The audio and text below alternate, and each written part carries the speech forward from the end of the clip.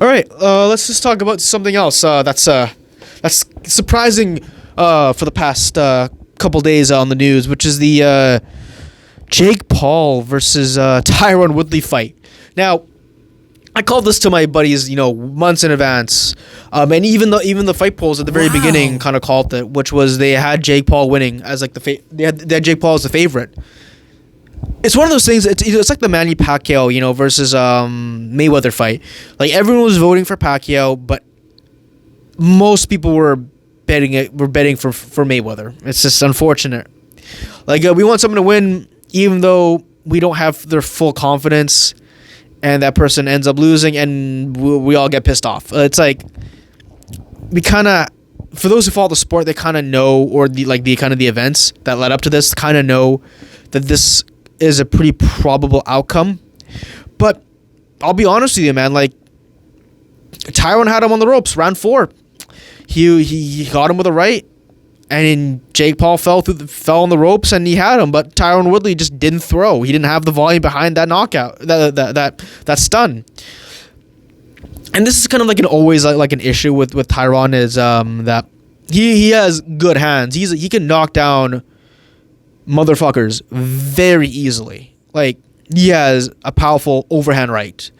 But the issue is that he's also his own biggest enemy, where he doesn't throw.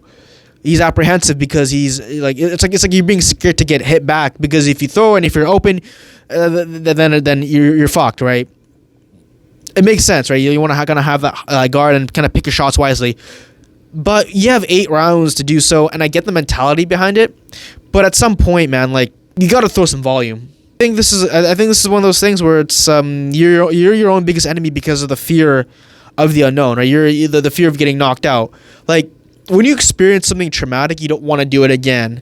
Or if you're in that environment where something like that is probably has a high probability of happening, that you're scared of something, then you're going to be more apprehensive to do it, right? I'll give you an example of recently what happened to me. Was that I fucked up my knee because I fell on my motorcycle because I lost control. It's weird because every time I see a motorcycle, I just kind of wince a bit. It's like I don't want to.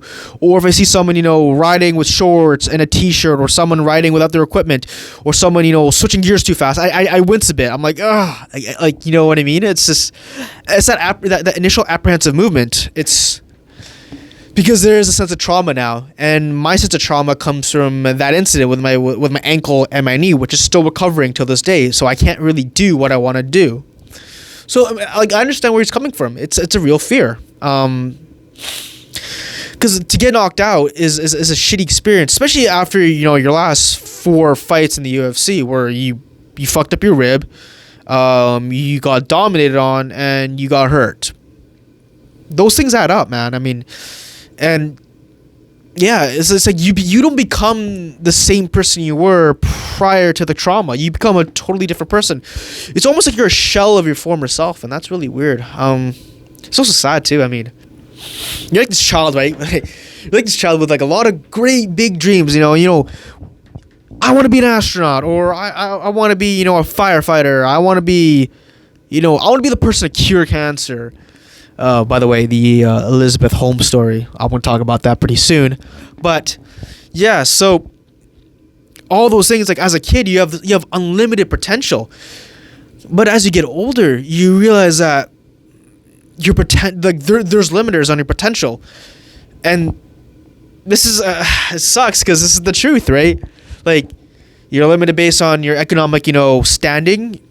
You're based on your physical limitations. You also have limitators on your genetics. Now, that doesn't mean you should just give up. Don't get me wrong, but we have to acknowledge that there's limiters.